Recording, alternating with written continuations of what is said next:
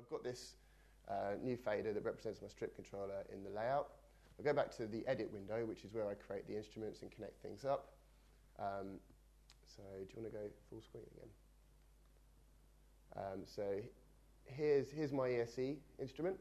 This one here is the cutoff. This one I'm hovering over now. So simply to map the strip controller to the cutoff, there's this button down here which says map parameter. I click that. So I've already clicked on this strip controller thing here, this new fader I built. I just click on the cutoff, and that's all set up. I get out of map parameter mode, and now if I move the hand up and down the strip controller, let's zoom right in so you can see this. Okay, can you make that full screen?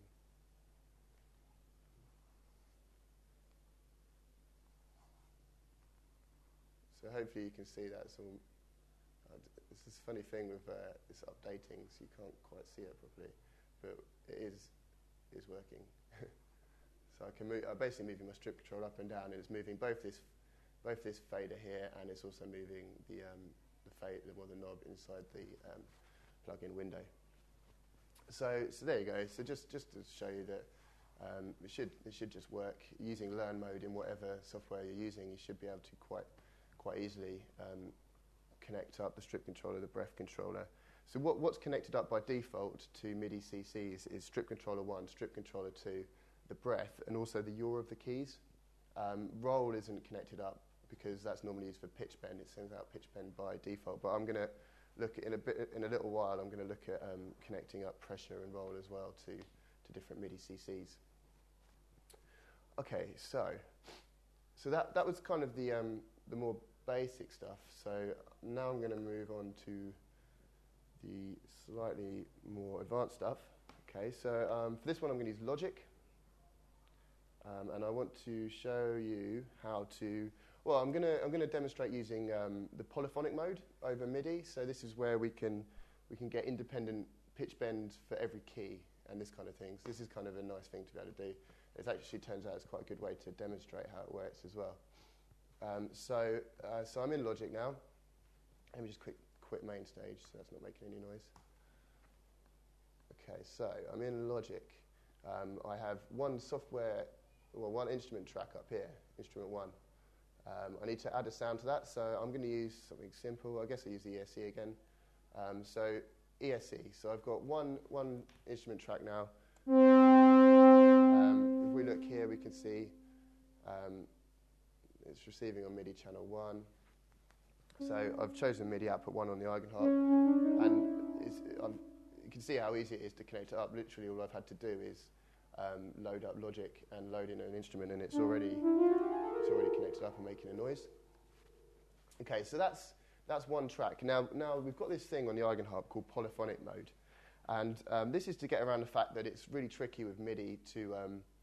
Well, obviously the Eigenharp's keys, as you all know, they've got this great thing with the polyphonic thing about it. So with our sampler instruments, we can have different pitch bend for each key. With this kind of synth sound we've got here, we've got like a different filter for each key, and we've got different pitch bend and volume for each key. So that's really cool, and that's what makes the Eigenharp different from obviously keyboards. But MIDI. It's quite difficult to use MIDI with all this stuff. Like, there's not enough. It's quite difficult. MIDI's not really set up to do this. So we've got this polyphonic mode, and how this works is because you can have a different pitch bend per MIDI channel, and you can send out 16 MIDI channels per. Well, it's originally a cable, but per connection between bits of software. So how it works is every note you press, each one gets assigned a new MIDI channel. So every note is being sent out on its own MIDI channel, which means in turn you can have a different pitch bend for each note. So to demonstrate this, if I go back to Logic, if we go full screen. So go back to Logic. So what I'm going to do is basically just duplicate this track 4 times. So I've now got instrument 1, 2, 3, 4. And then what I'm going to do is instrument 2. I'm going to set to receive on MIDI channel 2, instrument 3 on MIDI channel 3, instrument 4 on MIDI channel 4. Okay. Set them all to record enable, so they're all like listening to the MIDI coming in. There we go. There is also this strange thing we have to do with Logic. Don't have to do this in most software, but just so you know, on Logic you go to Settings, Recording, and then you have to click this button here, which is called Auto Demix by Channel if Multi-Track Recording. So you have to tick that box to make sure that Logic separates out the MIDI channels to different instruments depending on which one they're set to listen to. Okay, so I'll click that. That's ticked on already. Okay, so each one of these is set to record on a different, receive on a different MIDI channel, 1, 2, 3, and 4. Okay, now back to the Eigenharp. First of all, we have to go to MIDI output 1's advanced controls. And remember where we were just here with this block of orange keys. This is where you set the MIDI channel. Now we need to choose this one on course 1 on its own, which is polyphonic mode. So I press that. And from now on, every new note I press gets sent out on its own MIDI channel. So there is one more thing we have to do, because obviously there are 16 MIDI channels to choose from, but you don't necessarily want to create 16 tracks in Logic. So what I'm going to do is I want to tell it that the maximum number of voices or maximum number of MIDI channels I'm going to use is 4 at any one time. So I go to Eigen-D. I'm going to have to use the Eigen commander. So Tools Eigen commander. And here I type MIDI controller 1 hey. Okay, so if it was, I'm using MIDI output 1, so this is, oh, actually I'm doing this wrong. It's actually MIDI converter 1 hey. So if I was using MIDI output 2, this would be MIDI converter 2 hey. So MIDI converter 1 hey, press enter, and then I say maximum channel to 4 set. And this is telling it that the maximum number of channels I want to use is 4, so I've created 4 tracks in Logic, so that relates to that.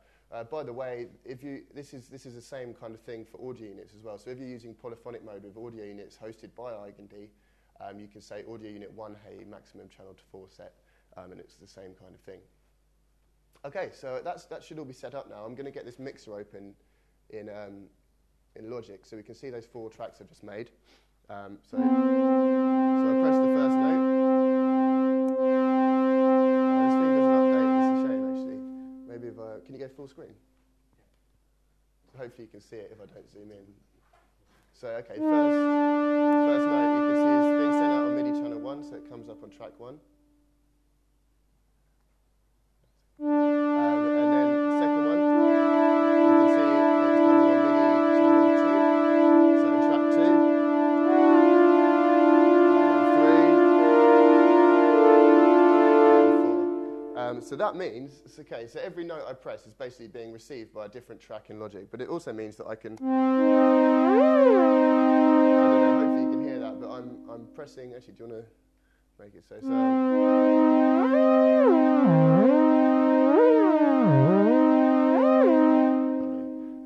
So what's happening there is I'm holding down one note, pressing another, same as with the samplers, but now I'm doing it via MIDI, but I'm holding down one note, the pitch is staying the same on that one, and pressing another one, and the pitch is moving on the second one. Okay, so there's polyphonic mode. How long have we been going for? We've got about 10 minutes. 5 minutes, 10 minutes. Okay, cool. So there is one more thing which I wanted to show you, which is another bel canto-y thing, quite an advanced kind of thing, but I'm sure it'll be useful to some people. So this is about using polyphonic aftertouch, because this is another good way of getting this polyphonic key thing out of Eigen-D and into other pieces of software. So this is a proper commander-based thing. So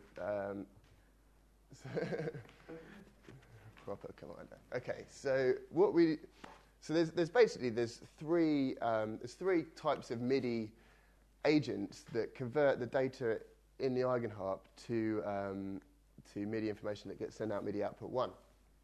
So what we've got is the MIDI converter, and this takes note information from the scaler and sends out MIDI notes. There's another one called the MIDI controller, and this takes information from things like the strip controller or the movement of the keys or the breath controller, and this turns it into MIDI CC, control change messages over MIDI. And then the third one is the MIDI clock.